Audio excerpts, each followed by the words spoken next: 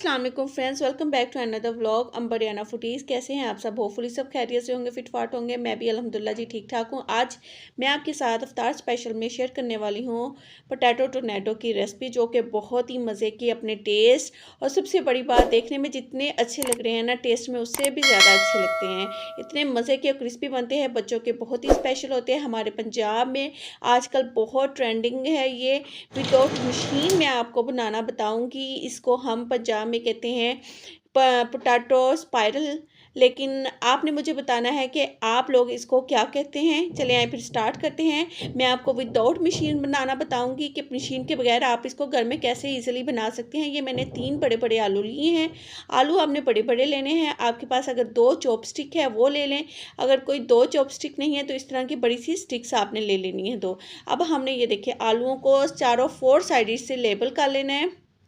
ये देखें किनारे हमने इसके सारे काट लिए हैं, और सेंटर में से, मिड में से अगर आपका मोटा आ लिया तो 2 आपने पीसीस इसमें कट कर लेना है। ये देखिए मैंने 2 पीस में कट कर लिया और बाकी दोनों को पानी में डाल दिया। ये हमारे पास आ गई जी स्टिक, जो कि बहुत ही काम की चीज़ है।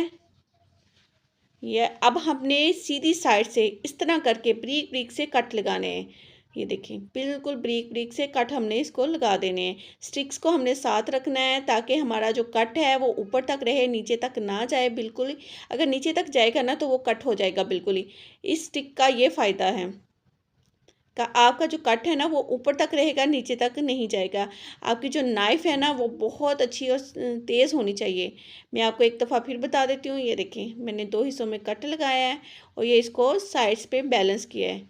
ये देखिए इसको सीधा सीधा कट लगाती गई हूँ।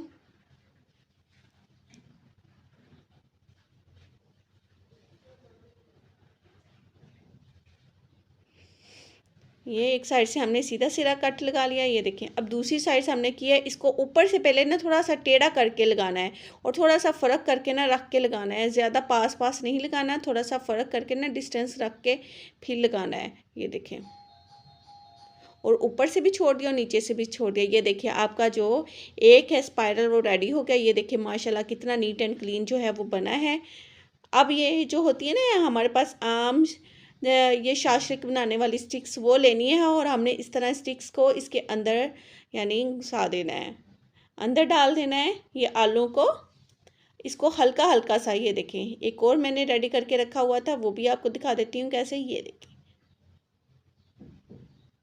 आहिस्ता आहिस्ता से हमने कर देना है ताकि आपका कोई भी आलू जो है वो टूटे ना, अंदर से क्रैक ना आए, और जो हमारी स्टिक्स है वो सारी अंदर से जाके फिर आए। और थोड़ा सा हमने ऊपर को दबा के ना थोड़ा सा आलू को नीचे नीचे करते जाना है, क्योंकि आलू थोड़ा सा मोटा है तो थोड़ा सा सख्त भी है। अगर आपका आलू पतला है, नरम है, तो बहुत ईज़िली जो है वो अंदर चली जाएगी ये स्टिक आलूओं के। ये देखें, और थोड़ा सा हमने ना इसको बैलेंस भी करते जाना है, थोड़ा सा डिस्टेंस है, क्योंकि हम लोग विदाउट मशीन बनाना, मैं आपको बता रही हूँ, तो विदाउट मशीन में आपने ये खुद बैलेंस करना है। ये देखें माशाल्लाह से, ये देखें मेरी एक स्टिक जो है वो रेडी हो चुकी है। ये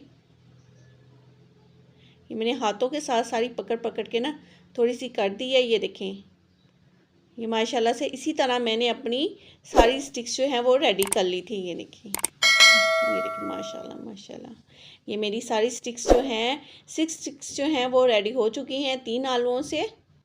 आ जाते हैं अब इसकी कोटिंग हमने कैसे करनी है जो इसका क्रिस्पीपन लाए।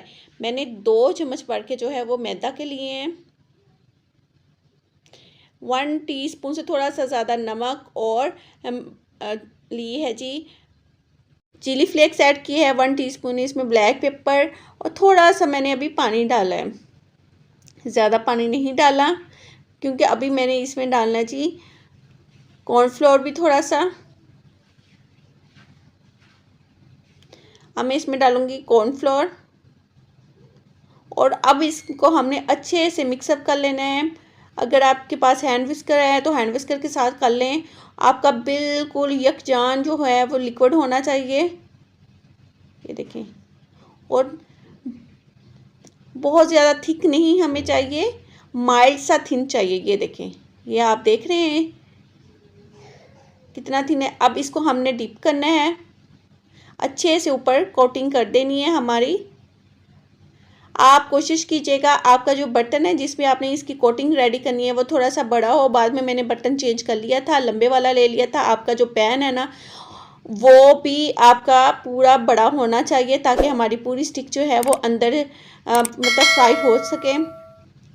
ऑयल भी थोड़ा सा ज़्यादा चाहिए। ऑयल आपका जब गर्म हो जाए, हमने बार बार नहीं हिलाना है, एक तरफ से जब कुक हो गया तो हमने उसको साइड चेंज करनी है। अगर आप बार बार साइड चेंज करेंगे तो ऊपर की जो कोटिंग है ना वो उतर जाएगी और आपके जो पोटैटो टोर्नेडो है ना उसके वो इतना क्रिस्पीपन नहीं आएगा जितना हम बाज़ार से ला कर खाते हैं, उतना क्रिस्पी होते हैं